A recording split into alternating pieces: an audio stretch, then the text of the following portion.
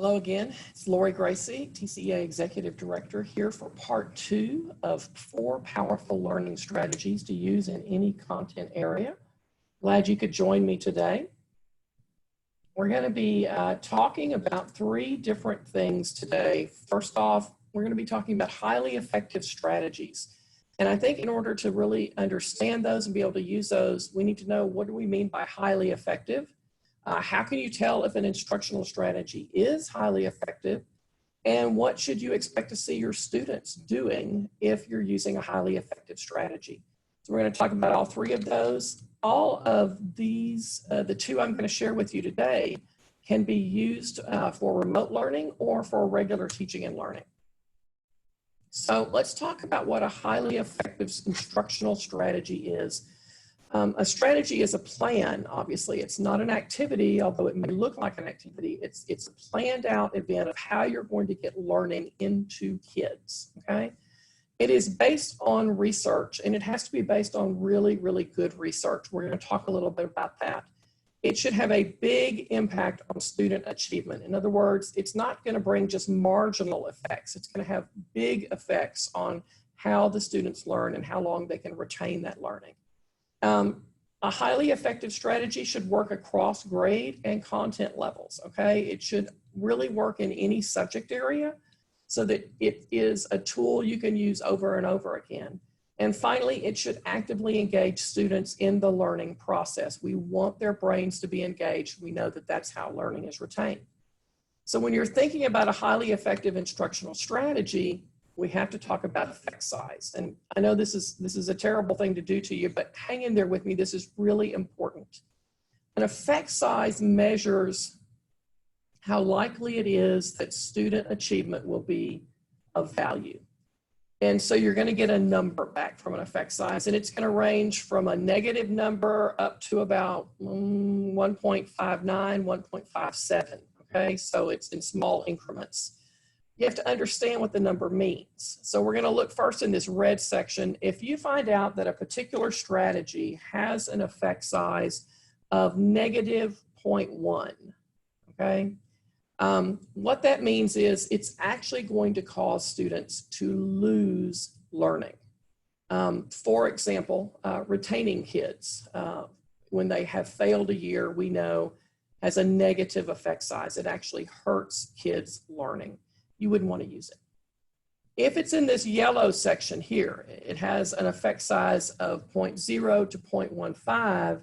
It's the same amount of learning with this instructional strategy that kids would get if they weren't even in school a year. They just matured a year. Again, not a strategy, therefore, you want to use. In the orange section, from 0.15 to 0.4, you're going to get the same bang for your buck using particular effective or not effective strategies who have effect sizes there as you would if they'd just gone to school for a year. So no additional bang for your buck. What we need to see is in this blue area, an effect size that's greater than 0.4. 0.4 is what they get in a year of schooling anyway. You would not want to spend a lot of time on a strategy if it doesn't give you more than that, because why would you need to waste your time? So the key thing to remember here is we want to see an effect size that is higher than 0.4, and those are the ones we want to use, okay? In order to do this, we have to look at John Hattie's research, okay? Dr. John Hattie did a lot of research and wrote several books called Visible Learning in Action, Visible Learning for Teachers. There's a whole series of them. And what he did was he looked at 800 meta-analyses for his first study, okay? Now, a meta-analysis takes all of the research on a particular strategy and brings it all together into one, and he looked at 800 of those. In his second band of research, he looked at more than 1,400 meta-analyses that included 80,000 different studies and more than 300 million students. His work is valid. It has legitimacy. It's something that we can rely on. And what he did was he compared the effect sizes for a whole bunch of different instructional strategies we're doing. And he actually rank ordered those from most effective, highest effect size, to least effective. And I've given you a link there where you can go and find those rankings. His highest one was collective teacher efficacy, came in at 1.57, okay? 1.57, remember that's way past that 0.4 that we needed. In fact, it's more than almost 4 times what we need. And what that means, if you are using that strategy on a regular basis, you would expect to see almost 4 years of growth as opposed to 1 year of growth that you would normally get in the classroom. So that information is really, really good. We're going to look at 2 more strategies of his today that he found to be highly effective that you can use in your classroom or for remote learning. The first of these is non-linguistic representation, which is a big word, and I'm probably just going to say NLR eventually, okay? Non-linguistic representation has an effect size of 0.75. That's almost double what we're looking for. So almost 2 years of growth for a year in your classroom. And non-linguistic representation is also highly effective because it works across content areas, it works across grade levels, and it works for a whole variety of student types, okay? It's a really, really great tool to use. So let's talk about why that is, okay? There's a lot of smart people out there studying how we actually get things into our brains and how we get them to stay there, and they call that dual coding of information storage. They say that when we put things into our brain for long-term memory, we can take them in linguistic form, that would be with words.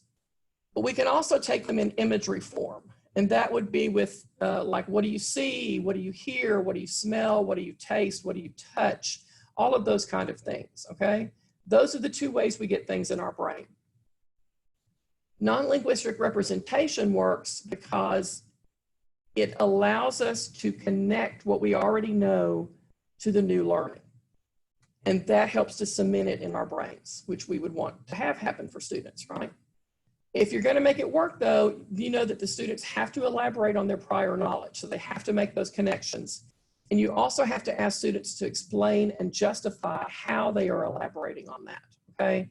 It's not just draw a picture, turn it in, and be done. They have to elaborate on it. So how do you do that? Well, lots of different ways to do it. You can use graphic organizers. Those are fabulous. And you can find a million of those out on the web right now, okay? You can have your students make physical models or use manipulatives. I love this one right here on fractions using just Legos, very simple, okay?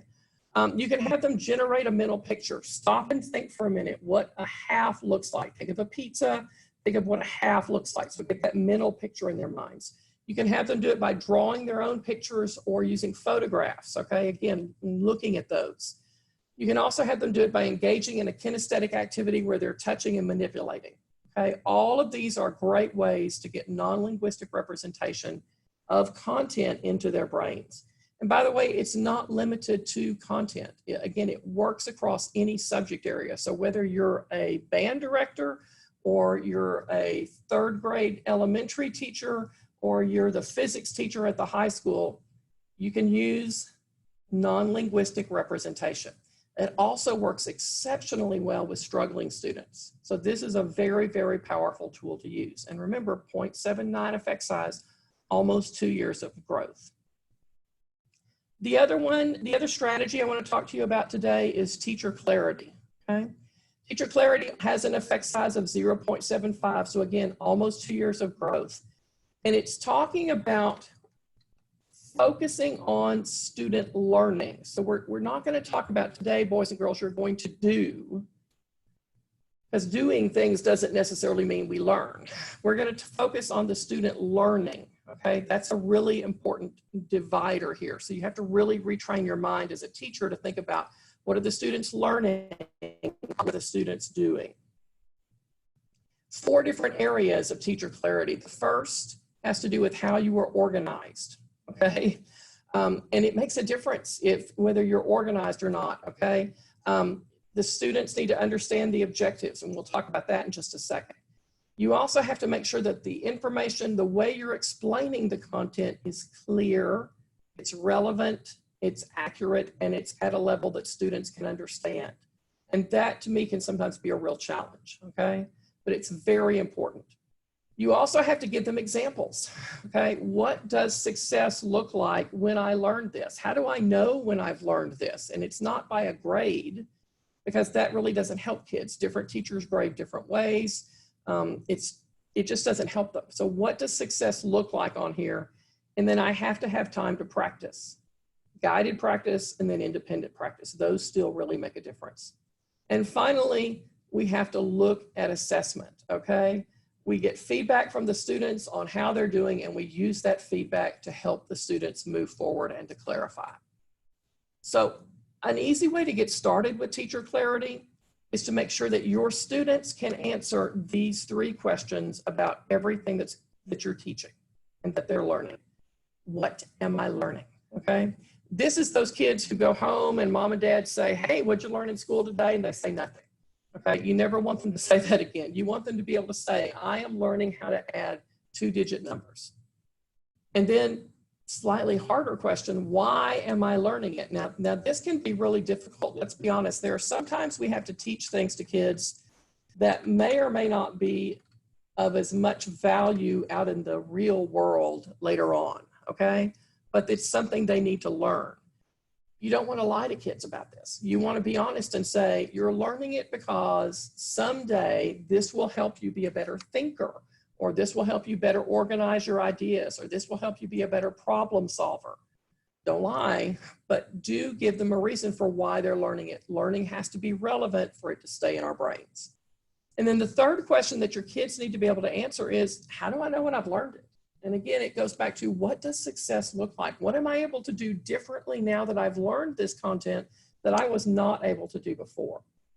And all of these questions, the answer should be in student talk, okay? So if you're doing this with a 1st grade student, it's gonna have to be something they understand, okay?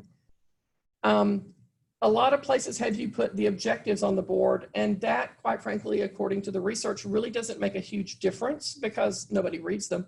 And most of the time, objectives are not written in student vocabulary. These 3 questions, if you make sure your kids understand it, that they can explain it to you, this will make a difference. Again, teacher clarity, 0.75 effect size, almost 2 years of growth in 1 year. So when you're really looking at teacher clarity, there are basically 7 steps, okay? So you clarify what you want your students to learn, and this is your job as the teacher, right? There's a lot of stuff in our standards. Some of it is critical information they absolutely have to have. Some of it is, it'd be really good if you knew this, and some of it is, okay, you might use this someday, but probably you can just Google it. The teacher has to clarify what is it that the kids absolutely have to know and be able to do, because there's too much in our standards to be able to cover.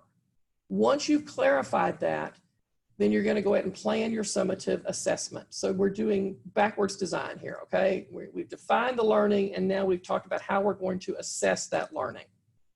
We then sequence our lessons and our activities. We give clear explanations and demonstrations. We have them practice what they're going to be assessed on, and then they do their summative assessment. And throughout that whole process, all the way through, we are checking for understanding and doing formative assessments. So if you do these 7 steps, and if you use these 3 questions, then you're going to achieve teacher clarity, and your students are going to learn and retain more. And isn't that what we want? So 2 more strategies for you to try out, again, with in-class learning or remote learning: non-linguistic representation, teacher clarity. I'll remind you that through May 8th, 2020, TCEA is offering free membership in our organization and in all 6 of our special interest groups, so that you have access to even more resources on how to use instructional strategies like this, on the technologies that can help you do this, everything that you need. I encourage you to go to the website, tcea.org/remote-learning, and to join us today so that we can all learn together. I want to thank you so very much for joining me and wish you a good day.